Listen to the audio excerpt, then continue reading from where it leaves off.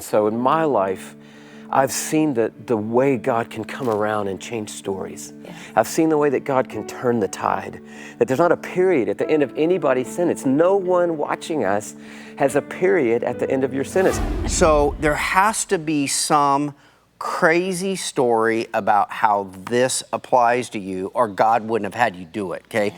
So what happened to you and not forsaken? What happened with you and your father, your family, or something happened to cause you to write this book? Yeah, two big things happened. One, I had a mentor when I was in high school and college named Dan DeHaan. He went to heaven 1982, and he was 33 years old, but he was my guy. Okay. And when I was around this guy, when he talked about Jesus, everything changed.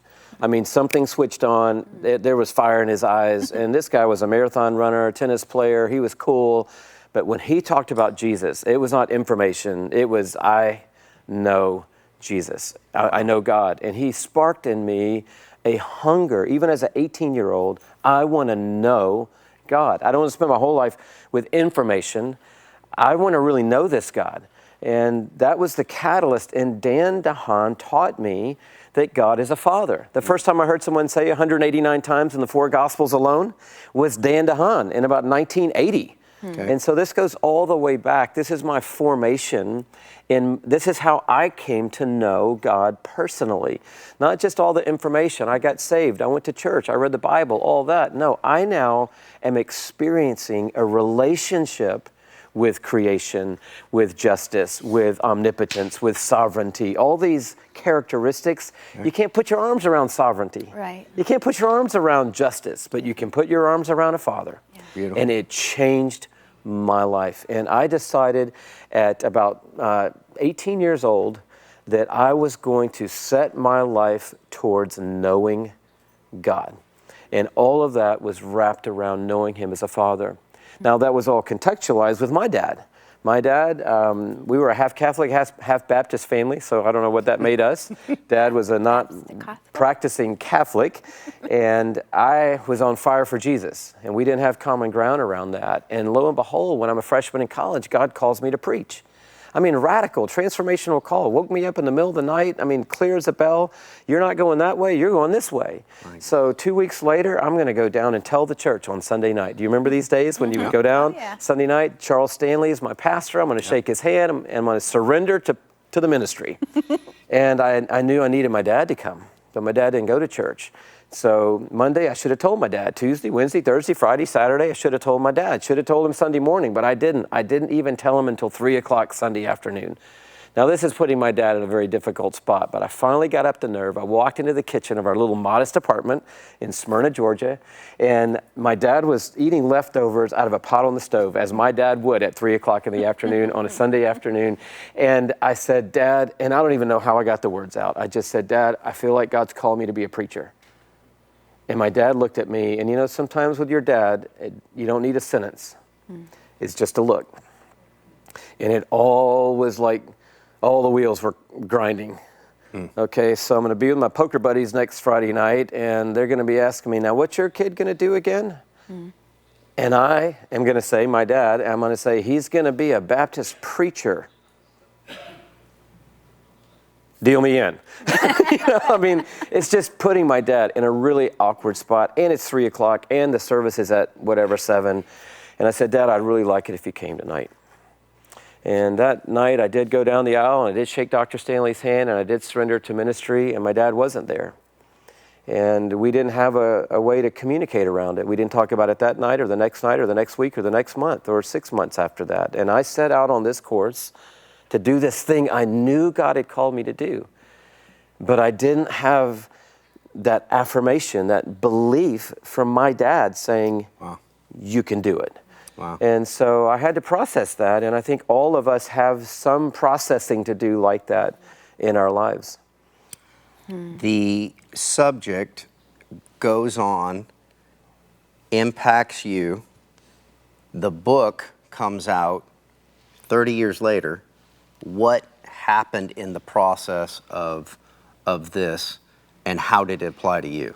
Well, one thing that was a gift from God, my dad tragically at 58 years of age, so many years after the stove incident, My dad contracted a brain virus and became disabled overnight, mentally and physically. Went from just being a genius. My dad created the Chick-fil-A logo, did other amazing things in life. Okay, wait. I love this story. Okay, wait. Hello. Okay. Don't just pass over that. Say that again. Yeah, my dad was a graphic desiginer, and he freelanced in Atlanta. And in 1964, my dad created. Go to a wide shot. Come on in. Just stay there. It's all right. I just want you to. Oh, So, yes, sir. Thank you so much. That's just for you. Amazing. Yeah. Come on, people. Yeah. We're getting better in here right now. Yes. In 1964, Chick-fil-A has had a logo for 2 years, but it's a whole different ballgame. My dad draws this guy out in 1964. It originally was black and thinner with a little red things on the top. My sister watched him do it when she was 7 years old, and she told me all about it. Like, can we eat some of these? Yes, slides? absolutely. That is for you. It's just a prop. Yeah. They paid us a lot of money to bring that and sit it out in front of you. There you go. I'm kidding. They didn't pay. No, We they paid. But my sister told me all these years, she said, you know, when my dad passed away, which I was about to say, she said, you know, Daddy did the Chick-fil-A logo. And when my dad died, we found a lot of his sketches and early things of things he'd done all over the city of Atlanta, but never did we find the Chick-fil-A sketches.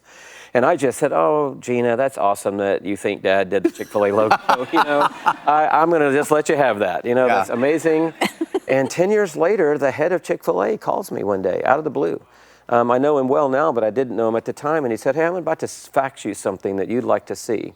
And it was the original invoice from 1964, when for $75, my dad created the Chick-fil-A logo that is still in existence, been thickened up, turned red, slight modifications a few times, but still there. But this brilliant artist overnight becomes disabled, mentally and physically. Never goes back to work, never plays golf, never does art again.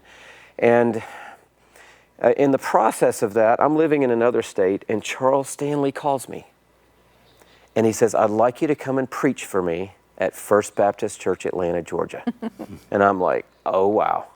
Now, I can't explain. You know, I'm doing youth retreats and lock-ins, and that's about where I am in my ministry track. And I'm going to go back and preach to 3,000 people on Father's Day, Sunday no less, at First Baptist Church, Atlanta. And I'm preaching this message. Wow. I'm preaching that God is a perfect father. Well, my mom has been out of church for 4 years caring for my dad. She just drops out of life for a few years because she's a sole caregiver for my dad 24 hours a day. My dad hadn't been in church for years before he got sick. But on that Sunday, my mom came and my dad came. And sitting right over there under the balcony at the end of the pew is my mom. And there's my dad in his wheelchair in the aisle. And he looks fantastic. My mom's got him looking great. My dad has never heard me speak, has never heard me preach, has never heard me open the Word of God. This is before the technological age, so he couldn't hear. I lived in Texas, he lived in Atlanta. And we've never finished the conversation at the stove. Oh, my goodness. So I stand up to speak. I'm shaking in my shoes because I'm preaching for Charles Stanley.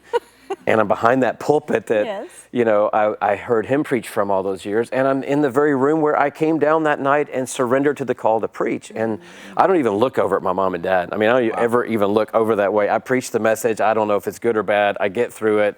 I come down the steps. A lot of people say you did a good job. Thank you for coming. Finally, all those people dissipate. And I look up and there's an army around my mom because she's a saint of this house. And she hasn't been in church for 5 years probably. And so finally all the people trickle away and I walk up and there's my dad. And I reach out my hand and my throat, you know, just goes right into my mouth and I just break and I just say, Dad, thanks so much for coming. And I reached down and grabbed his hand and my dad had this gleam in his eye and this smile. And when he would smile, it would change everything. And he just looked at me with that smile and he goes, are you kidding me, Ace? He said, that was the best thing I've ever heard in my life. Oh, my goodness. And I just was like, And from that moment, I knew I had my Father's blessing. Oh, my goodness. And we never had the commonality of our walk with Jesus, but I knew he was proud of me, and I know he's proud of me right now. And when I do walk off the stage, I know if my dad was sitting there right now, he'd go, man, that was fantastic. That was amazing. And so in my life, I've seen the way God can come around and change stories. Yeah. I've seen the way that God can turn the tide, that there's not a period at the end of anybody's sentence. No one watching us has a period at the end of your sentence, not of your relationship with your dad. Even if your dad is gone, God can still step into the gap. And so the pencil is still in the hand of God, and he's still writing our stories, and he's still changing our lives. Beautiful.